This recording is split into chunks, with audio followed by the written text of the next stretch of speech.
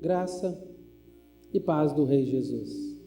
Que alegria, que prazer ter você aqui conosco no canal da Igreja Batista Central. Se inscreva no nosso canal, compartilhe os vídeos do nosso canal com seus amigos, com seus familiares, com outros irmãos que você sabe têm sido muito abençoados através deste canal. A palavra de Deus diz assim: pois qualquer um que guarda toda a lei, mas tropeça em um só ponto, torna-se culpado de todos.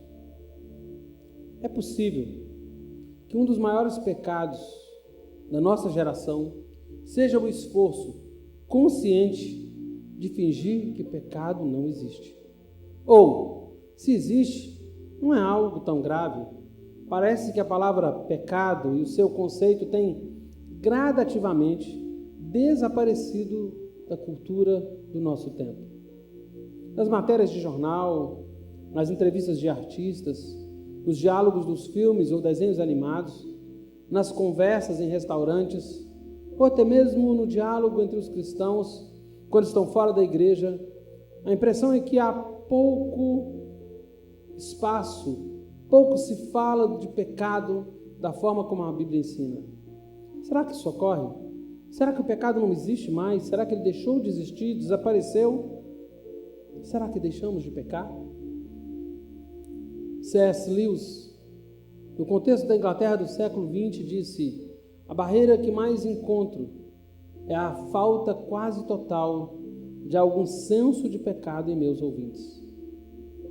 O teólogo D.A. Carson disse que o aspecto mais frustrante de pregar o evangelho em universidades é o fato de, no geral, os alunos não terem noção de pecado. Sobre isso, ele afirmou que eles sabem pecar muito bem, mas não conhecem a natureza do pecado. Essas afirmações indicam algo muito sério. Parece que a noção geral de pecado desapareceu da sociedade.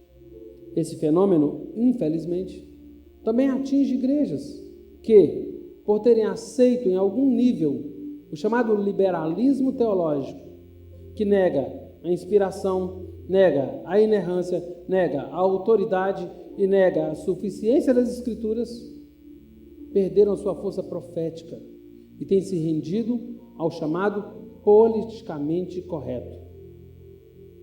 Uma das consequências disso é o uso de uma linguagem abrandada, não clara e distorcida sobre o que é pecado e as suas consequências. As palavras severas que a Bíblia usa para se referir ao pecado foram banidas do nosso meio. As pessoas não mais adulteram, elas têm um caso. Os executivos, os políticos, não roubam, eles cometem fraude.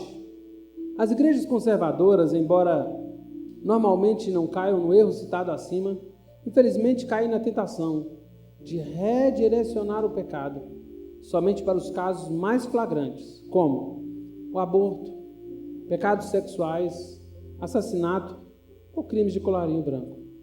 Por outro lado, ignora-se fofoca, orgulho, inveja, ansiedade, amargura e as qualidades amáveis que Paulo chama de fruto do Espírito em Gálatas 5.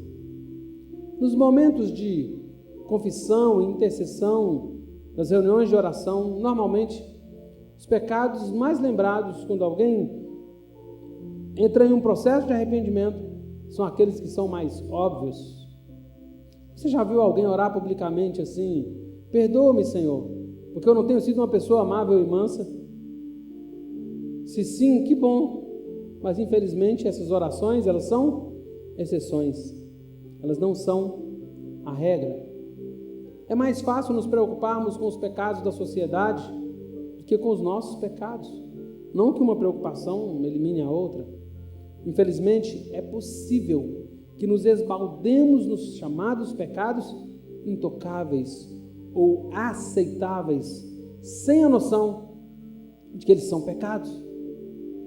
Por exemplo, palavras indelicadas em relação a um irmão em Cristo, guardar mágoas de um passado distante sem fazer nenhum esforço para perdoar como Deus nos perdoou, desdenhar pessoas que caíram em graves pecados sem a devida humildade e reconhecer que, se não fosse a graça de Deus, nós também teríamos caído.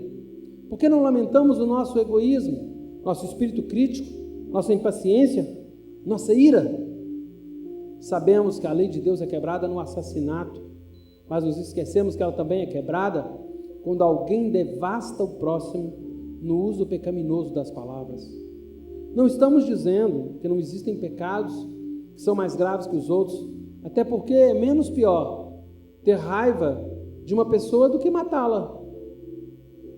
O ponto que estamos defendendo é que todo pecado é sério, porque todo pecado infringe uma lei de Deus. Todo pecado, até aquele que achamos insignificante, é rebeldia contra a lei de Deus.